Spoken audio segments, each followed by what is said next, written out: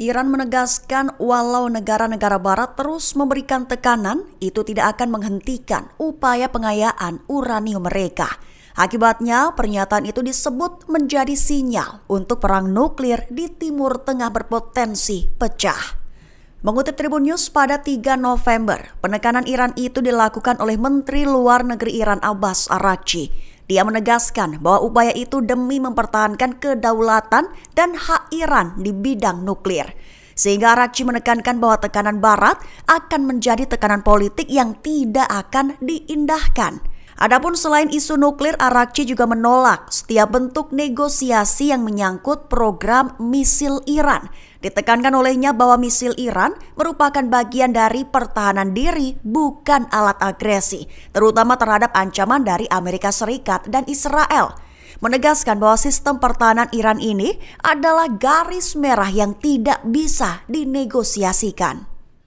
Pasukan Dukungan Cepat atau RSF disebut telah terang-terangan memakai gas saraf yang dilarang internasional dalam serangan di El-Fasher. Tak hanya itu, tapi juga melakukan penembakan brutal hingga pengerahan lapis baja dan pemutusan total komunikasi. Mengutip Al-Mayadin pada 3 November, hal itu dikatakan oleh Duta Besar Sudan untuk Kairo, Imad Aldin Adawi, pada Minggu 2 November 2025. Dia menekankan bahwa serangan RSF itu sebagai bagian dari kampanye kekerasan etnis yang lebih luas di tengah perang Sudan yang terjadi.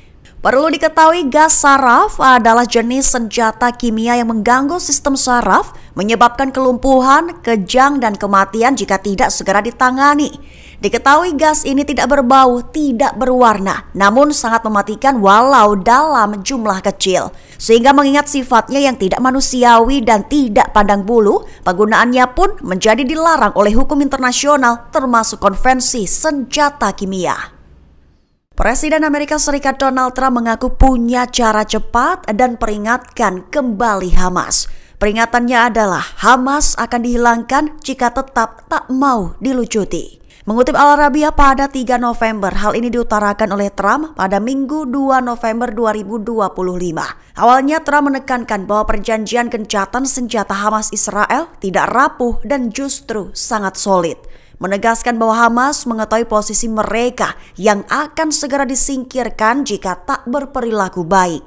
Bahkan ketika Trump ditanya tentang cara melucuti Hamas, dia menjawab pihaknya memiliki cara cepat. Menekankan bahwa Amerika Serikat memiliki cara menghilangkan Hamas dan melucuti senjata mereka dengan cara cepat. Sebagai tambahan, mengenai hubungannya dengan Perdana Menteri Israel, Trump mengatakan bahwa Benyamin Netanyahu adalah orang yang sangat berbakat. Trump menjelaskan bahwa dia harus mendesak Netanyahu sedikit demi sedikit, juga mengakui bahwa dia sempat tidak menyukai beberapa hal yang dilakukan Netanyahu sebelumnya.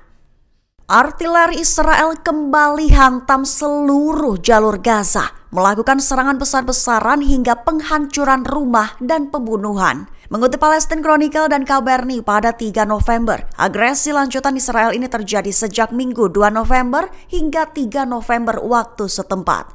Rinciannya, sumber utama TV Al-Aqsa mengabarkan bahwa artileri dan kendaraan lapis baja Israel melepaskan tembakan gencar ke arah wilayah timur kota Gaza. Disebut juga telah melancarkan serangan balasan ke Beit Lahia di utara dan menembaki Khan Younis timur di selatan. Sementara itu, media Palestina melaporkan bahwa pesawat tak berawak Israel juga menembaki rumah-rumah di lingkungan Al-Tufah kota Gaza.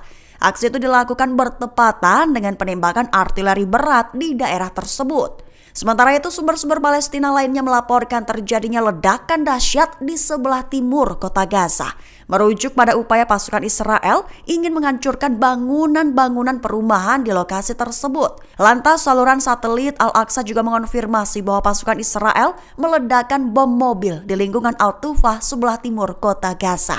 Juga bertepatan dengan serangan kekerasan yang dilancarkan oleh pesawat pendudukan di wilayah timur kota tersebut. Hamas berikan bantahan keras terhadap tuduhan pihak Amerika Serikat, menyebut bahwa narasi untuk hasil rekaman video dari drone MQ-9 Reaper merupakan fitnah semata. Mengutip Tribun News pada 3 November, bantahan itu pertama kali disampaikan oleh Komando Pusat Amerika Serikat. Mereka mengklaim melihat sekelompok orang yang diduga anggota Hamas sedang mengambil alih atau menjarah truk bantuan kemanusiaan. Di mana itu yang merupakan bagian dari konvoi internasional, adapun lokasinya di wilayah Khan Younis, Gaza Utara pada 31 Oktober 2025 lalu. Lantas Hamas melontarkan bantahan keras dengan menyebutnya sebagai fitnah, menegaskan bahwa klaim pihak Amerika Serikat itu merupakan bagian dari kampanye pencitraan politik, di mana yang bertujuan membenarkan pengurangan bantuan kemanusiaan ke Gaza juga sebagai upaya Amerika untuk menutupi kegagalan internasional dalam menghentikan blokade Gaza. Download Tribun X sekarang, menghadirkan lokal menjadi Indonesia.